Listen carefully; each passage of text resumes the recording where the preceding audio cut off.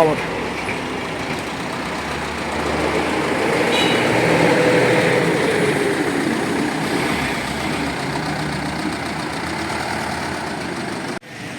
ഞാനേ നീ S K M ജനക്ക് വരില്ലേ? ഞാൻ അങ്ങോട്ട് പോവാം, നമുക്കങ്ങോട്ട് പോവാം. നിങ്ങൾ അങ്ങോട്ട് നടക്കി, ഞാൻ വണ്ടി ഇത്തിരി വരാം. ഇവിടെ നടക്കുക.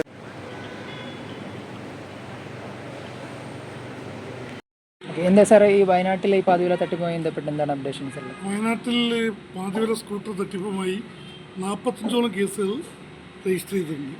ആ കേസുകളൊക്കെ അന്വേഷിക്കുന്ന ക്രൈംബ്രാഞ്ചിന് കൈമാറിയിട്ടുണ്ട്. ആദ്യഘട്ടത്തിൽ കുറേ ആളുകൾ അതിൻ്റെ ജാമ്യാപേക്ഷയായിട്ട് വന്നിരുന്നു. ആർക്കും ഇതുവരെ അതിന് ജാമ്യം കിട്ടിയില്ല. അത് വളരെ ഗൗരവമുള്ളൊരു കേസായിട്ടാണ് പ്രോസിക്യൂഷൻ കാണുന്നത്. സാധാരണക്കാരായ ജനങ്ങളെ പകുതി വില വാങ്ങി സ്കൂട്ടറും മുഴുവൻ വിലയ്ക്ക് പകുതി വില അടച്ചു കഴിഞ്ഞിട്ട് സ്കൂട്ടർ കിട്ടുന്ന തെറ്റിദ്ധരിപ്പിച്ച് ഒരു ട്രസ്റ്റിൻ്റെ നേതൃത്വത്തിൽ നടന്ന തട്ടിപ്പ്.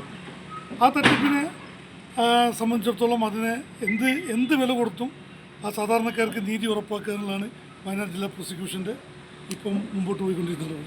അതിലിപ്പം പ്രതികളായിട്ടുള്ള 2ാം പ്രതിയെ കോടതിയിൽ കൊണ്ടുവന്നിട്ടുണ്ട്. ഓരോ കേസുകൾക്കായിട്ട് അയാളെ കസ്റ്റഡിയിൽ വാങ്ങി ചോദ്യം ചെയ്തുകൊണ്ടിരിക്കുകയാണ്. ക്രൈംബ്രാഞ്ച് വിവരങ്ങൾ എടുത്തുകൊണ്ടിരിക്കുകയാണ്. ഗവൺമെൻറ്റും പ്രോസിക്യൂഷനൊക്കെ അതിനെ വളരെ ഗൗരവമായിട്ട് കാണുന്നൊരു സംഭവം. നമ്മുടെ ഒരുപാട് പരാതികൾ വന്നൊരു കേസാണ്. ഒരുപാട് പരാതികളുണ്ട്. ഇനിയും പരാതികൾ പലരും കൊടുക്കാനും ബാക്കി. പലരും ഇതിൻ്റെ കാര്യങ്ങൾ അറിയാതെ പേടിച്ചിട്ടൊക്കെ പരാതി കൊടുക്കാൻ മുമ്പോട്ട് വരാത്തത്. അതിൻ്റേതായ ഗൗരവത്തിൽ തന്നെയാണ് പ്രോസിക്യൂഷൻ കാണുന്നത്. അതിനുള്ള നടപടികളുമായി പോലീസ് പോകുന്ന ക്രൈംബ്രാഞ്ചിൻ്റെ എല്ലാവിധ അന്വേഷണത്തിനും നല്ല രീതിയിലുള്ള സപ്പോർട്ട് തന്നെ ജില്ലാ പ്രോസിക്യൂഷന് പോകും. നിലവിൽ എത്ര കേസുകളുണ്ട് അങ്ങനെ എന്തെങ്കിലും? ഇപ്പം 45 കേസുകളാണ് റിപ്പോർട്ട് ചെയ്തിട്ടുള്ളത്. ഇപ്പോൾ 2 കേസ് 3 കേസിലാണ് ഇപ്പം അവരെ കസ്റ്റഡി എടുത്ത് ചോദ്യം ചെയ്യുന്നത്.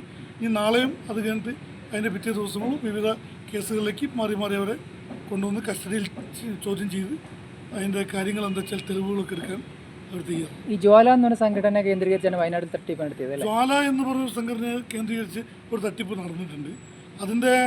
അതിൻ്റെ സംഗതികൾ ഇങ്ങനെ പകുതി വില കൊടുക്കാമെന്ന് പറഞ്ഞിട്ടൊക്കെയാണ് നടന്നിരുന്നത്. അതും ആദ്യത്തെ രീതിയിൽ ജ്വാലയുടെ ആൾക്കാരും മറ്റു ചില ആളുകളൊക്കെ അതിനെ ബെയിലൊക്കെ വന്നിരുന്നു. അതിനൊക്കെ ശക്തമായ രീതിയിൽ പ്രോസിക്യൂഷൻ അതിന് വേണ്ട രീതിയിൽ തന്നെ ആ ബെയിൽ ആപ്ലിക്കേഷനൊക്കെ നമ്മൾ എതിർത്ത് കാര്യങ്ങൾ പോയതാണ്.